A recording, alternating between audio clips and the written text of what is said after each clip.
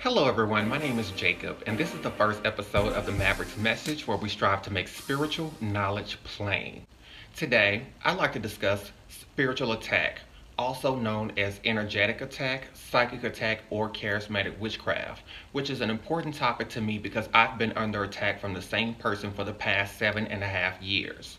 Although I speak about my church experience, this information can be applied to energetic attack regardless of spiritual background. And if you choose to research this further, you'll discover the same. I will be using the terms spiritual attack and energetic attack interchangeably. What is spiritual attack?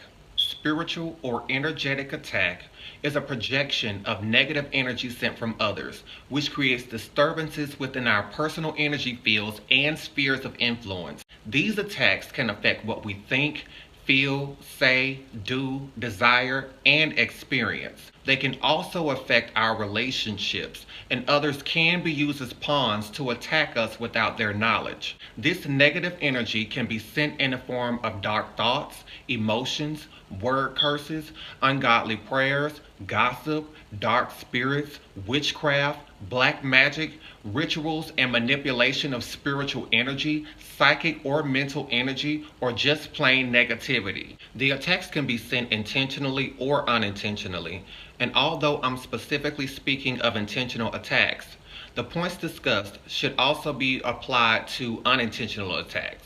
Before we dive in, I'd like to share a list of signs and symptoms of spiritual attack, which I'll discuss in detail in subsequent videos.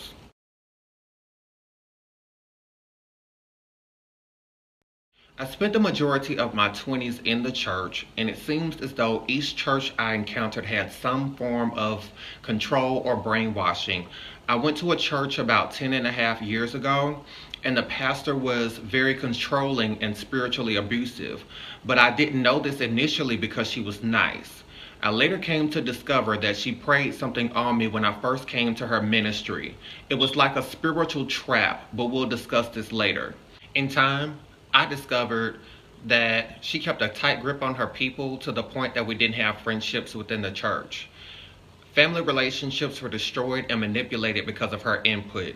There was a money scam where the pastor used the church members to solicit donations at major retail storefronts and street corners, and then she would use the funds to pay her bills. I witnessed people being physically and emotionally abused and blackmailed. Ultimately, she wanted people to pledge allegiance to her. I stayed at the church for 3 reasons. Through a previous church experience, I gained respect for the hierarchy of spiritual authority within the church, and I knew what it was like to cause a breach or offense in the spirit realm.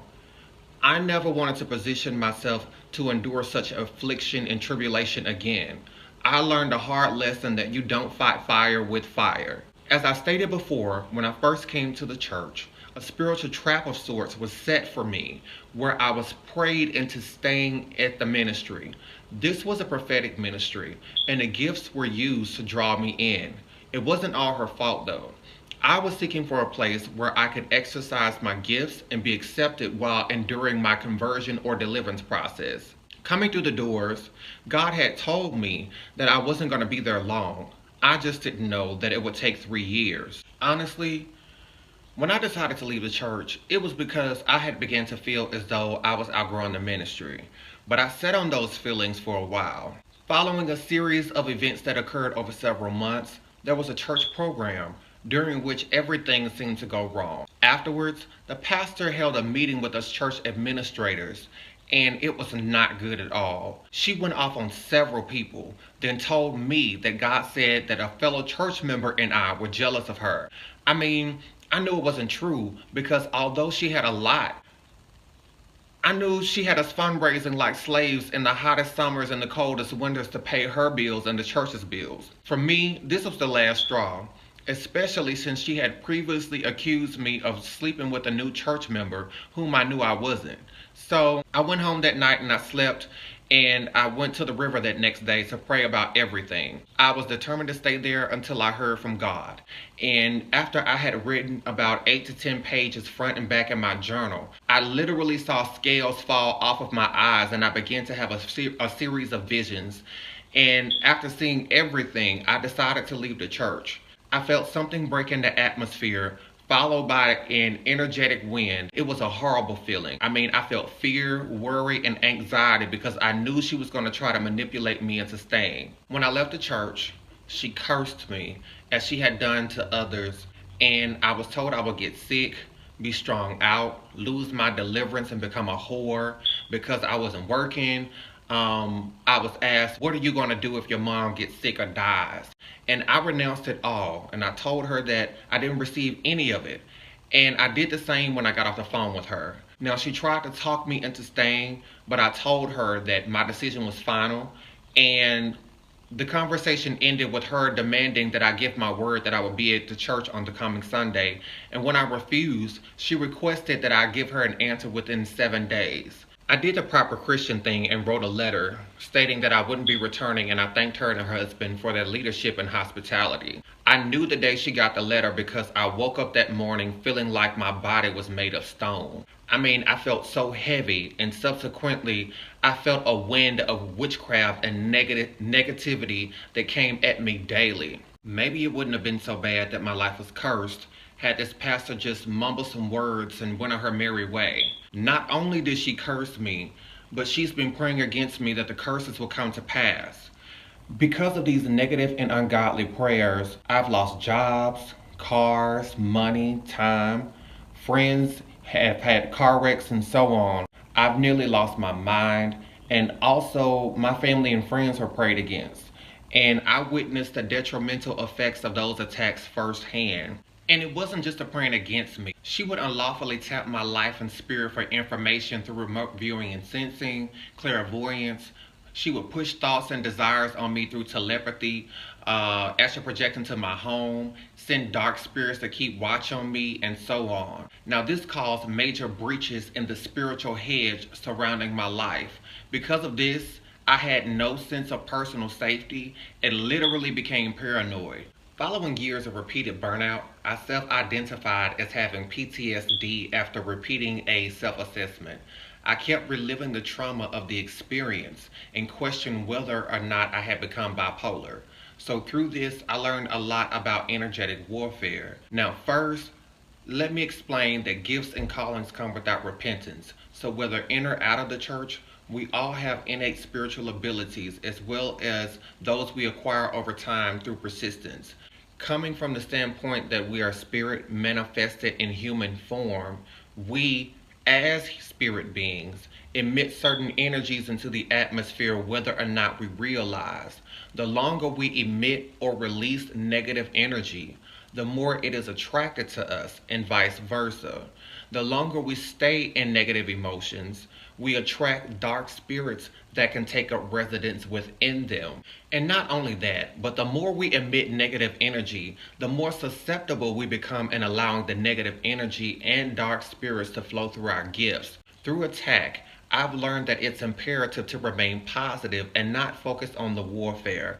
I'm highly empathic by nature and still quite wounded from both this warfare and the entirety of my church tenure. So I'm quite sensitive to the rambunctiousness of energetic and spiritual attack. Previously, I was so angry about the energetic attacks, especially since God had told me for years to not send the energy back to the sender because it would have consequences. I did this once out of the frustration of feeling spiritually tormented and felt it lift off of me. Within 10 minutes, it was sent back to me with much more intensity and it felt disgusting. Always remember, negative energy can be repelled by positive energy, and positive energy, being of a higher frequency, is designed to absorb and transform the negative into positive. The thing I've learned about positive energy is that its strength must be both harnessed and maintained through personal transformation. In order to radiate light from our core, we must raise our consciousness to achieve a higher vibration. Darkness cannot cast out darkness.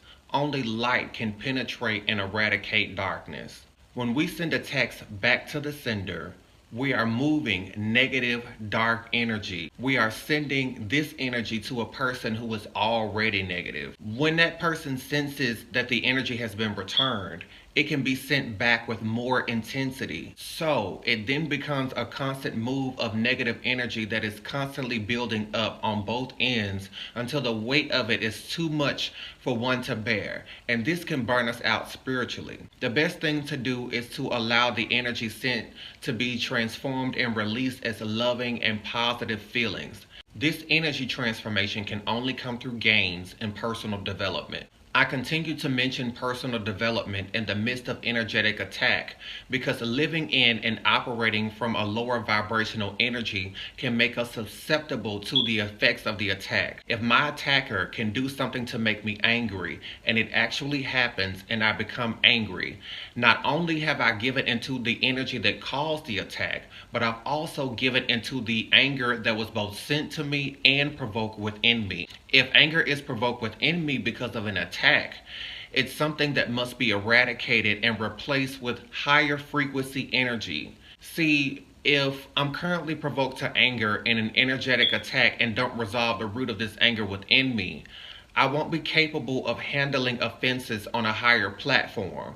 I'd like to offer a few tips on what to do regarding spiritual attack, particularly regarding personal development. Since warfare is a major part of my story, I'll be discussing other actions to take during spiritual attack in subsequent videos. First, forgive. This is pretty self-explanatory because forgiveness is for you. It's not necessarily for the other person. When you forgive, you learn to be more merciful, you learn to be more gracious, and love is developed within your heart for the person that is attacking you. Second, remain calm. This can prove quite difficult if we're wounded because the negative energy can seep into our wounds and make us feel anger, anxiety, fear, worry, confusion, and many other things. As an empath, I feel the other person's energy and emotions as if they are my own. So, it's imperative for me to sit with the energy sometimes in order to discern what does or doesn't belong to me. I take responsibility for what belongs to me and I renounce everything that's not. I'll talk more about empathy and energetic attack in a future video on empaths transmuting spiritual attack. The best solution in remaining calm is to meditate. Meditation calms our minds and spirits and helps to keep us grounded in our own energy. Attacks from people who are spiritually adept can be quite complex and confusing for someone who is a spiritual novice. So, meditation and quieting our minds helps us to focus on our own energy while giving us the strength to move forward in life. Respond to the person sending the attack in love. Love is the most powerful force, and the love we develop within us can consume the negative energy. Operating in love confuses our attackers, especially if they're looking for a fight. Know your weaknesses. Be honest and realistic about your shortcomings because these are often areas that can be used against you in attack. A few areas in which I struggle are emotional eating, smoking, lust, and procrastination. I have to keep watch on these when the desire becomes excessive because it can be signs of an attack. Oftentimes, the mere recognition of an attack is enough to break it. Gaining the knowledge is only half of the battle. Do not become bound by fear. Fear is a spirit that is always accompanied by its friends. All of these energies will rob us of and blind us to our true identity and all that life has for us. If we can't conquer fear, we won't have true standing power. When angry, one of her favorite sayings was, "You're going to fear and respect the God in me." Once I learned that much of the fear that I felt was external, I had to grow in the areas within me that responded to the fear sent my way. I admit I still have work to do, but I'm learning to replace the fear with faith. Do not curse your attacker. We reap what we sow, even in the midst of a strong energetic attack. So, we don't want to send negative energy that originates within us. It will eventually come back. I understand that this is sometimes difficult to do, especially when we have someone sending energy that makes us feel tormented. But the attack is not about our attacker. It's about our spiritual growth ultimately, which leads me to my next point. Make the attack about yourself. I know this sounds weird, but somebody has to take the low road by humbling himself. If both sides of the war operate in ego, trying to win the war by defeating the other, nothing will be learned. No true spiritual ground will be gained. Both parties will be operating in darkness. During the most recent attacks, I decided to focus on myself rather than my attacker. It became apparent to me that if she hadn't stopped praying against me in 7.5 years, she was not going to stop unless God made her. And I couldn't expect her to stop. So the warfare became about my shortcomings and things I needed to do in order to grow stronger spiritually. Since the warfare was provoking my weaknesses, as well as hindering me from actualizing all that God has for me, I felt it best to not waste my energy by going round to round with my opponent, but to dedicate it to myself. It takes a lot of energy to war with someone who knowingly wages a spiritual attack, especially when he or she tries to become more inventive in spiritual warfare. The energy expended can be strategically utilized, but we have to be intuitively led. Recognize and work through any karma presented in the attack. This is pretty self-explanatory. I've noticed that all attacks provoke karma and taught me lessons about myself. It's important to embrace these lessons because personal growth during spiritual attack provides strength.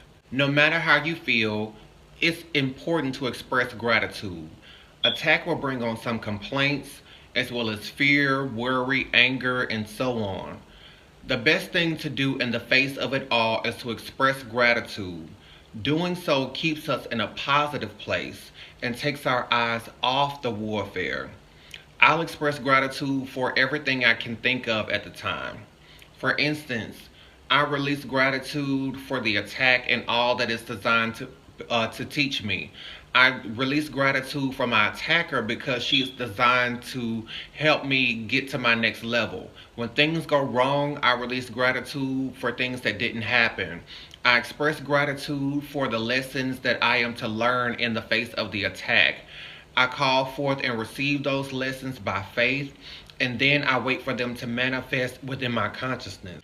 I express gratitude for healthy bodily functions, for heat, a roof over my head, food. I mean, for everything. You can be as creative as your imagination will allow you to be in expressing gratitude. This is just a little information to ingest concerning spiritual attack. I'll be speaking on attack in subsequent videos. Although there are many other actions we can take during attack, my focus today is more so on personal development. I hope you've enjoyed this video. Please like, comment, subscribe, and let me know what future topics you would like for me to discuss. I speak blessings to greet you on your journey to awakening and enlightenment. And until next time, thank you for watching.